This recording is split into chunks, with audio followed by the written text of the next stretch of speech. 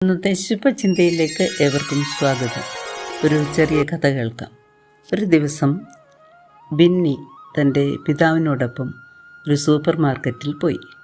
അവിടെ ഒരു സ്ഥലത്ത് മനോഹരമായ ഒരു പളുങ്ക് പാത്രത്തിൽ വെള്ളത്തിൽ ഒരു സ്വർണ്ണ മത്സ്യത്തെ ഇട്ടിരിക്കുന്നത് കണ്ട് അവൻ അവിടെ തന്നെ നിന്നു.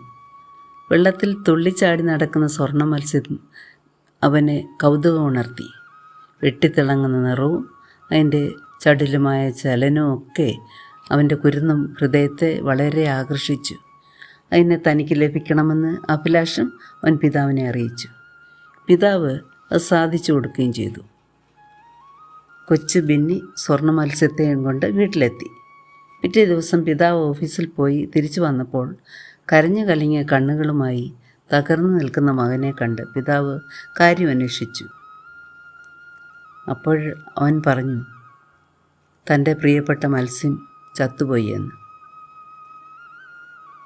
അവൻ പറയുന്നത്, വെള്ളത്തിൽ ഇത്രയും സമയം കിടന്നാൽ തൻ്റെ മത്സ്യത്തിന് തണുക്കയില്ലേ എന്ന് കരുതി കൊച്ചു ബിന്നി എന്ത് ചെയ്തു? ആ മത്സ്യത്തെ വെള്ളത്തിൽ നിന്നെടുത്ത് തൻ്റെ കമ്പിളി കൊണ്ട് പുതപ്പിച്ച് സ്വന്തം മെത്തയിൽ ഭദ്രമായി കിടത്തിയതാ. കുറേ സമയം കഴിച്ച് എന്ന് നോക്കിയപ്പോൾ അത് ചലനമറ്റ് കിടക്കുന്നു. മത്സ്യത്തിന് വെള്ളത്തിൽ മാത്രമേ ജീവിക്കാൻ കഴിയുള്ളൂ എന്നുള്ള സത്യം കൊച്ചു ബെന്നിക്ക് അറിയില്ലായിരുന്നു. എന്താണ് ഈ ചെറിയ കഥ നമുക്ക് തരുന്ന സന്ദേശം? മത്സ്യത്തിന് വെള്ളത്തിൽ മാത്രമേ ജീവിക്കാൻ കഴിയൂ എന്ന പോലെ തന്നെയാണ് സ്നേഹാന്തരീക്ഷത്തിൽ മാത്രമേ മനുഷ്യൻ്റെ വ്യക്തിത്വം വളരുകയും വികസിക്കുകയും ചെയ്യുകയുള്ളൂ എന്നുള്ള കാര്യവും. സ്നേഹം ധാരാളം ലഭിക്കുന്ന കുട്ടിയും സ്നേഹവും വാത്സല്യവും അനുഭവിച്ചിട്ടില്ലാത്ത കുട്ടിയും തമ്മിലെ സ്വഭാവത്തിലും പെരുമാറ്റത്തിലും ഒക്കെ വലിയ അന്തരമുണ്ടാകും. കോട്ടയം പട്ടണത്തിൽ തെരുവിൻ്റെ മക്കളായി കഴിഞ്ഞ കുട്ടികളെക്കുറിച്ച് കുറേ വർഷങ്ങൾ മുമ്പ് ഒരു പഠനം നടത്തിയപ്പോൾ ഈ യാഥാർത്ഥ്യം സ്ഥിരീകരിക്കുന്നതായിരുന്നു. മാതാപിതാക്കൾ തമ്മിലുള്ള കലഹവും പിണക്കവും ഒക്കെ കുഞ്ഞുങ്ങളെ ബാധിക്കുമെന്നുള്ളത് മറക്കരുത്. കുടുംബങ്ങളിൽ മാതാപിതാക്കളും മുതിർന്നവരും ശ്രദ്ധിക്കേണ്ട വിഷയമാണിത്. കളിപ്പുകോപ്പുകളും സുഖ ഉപകരണങ്ങളും കുഞ്ഞുങ്ങൾക്ക് നല്ലത് തന്നെ.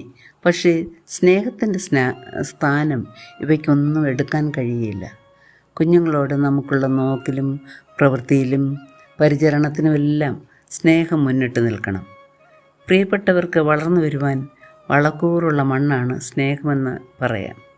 സുഗമമായ വളർച്ചയ്ക്ക് അത് സഹായിക്കുന്നു. ദൈവം സ്നേഹം തന്നെ. സ്നേഹത്തിൽ വസിക്കുന്നവൻ ദൈവത്തിൽ വസിക്കുന്നു, ദൈവം അവനിൽ വസിക്കുന്നെന്ന് വചനം നമ്മെ പഠിപ്പിക്കുന്നില്ലേ?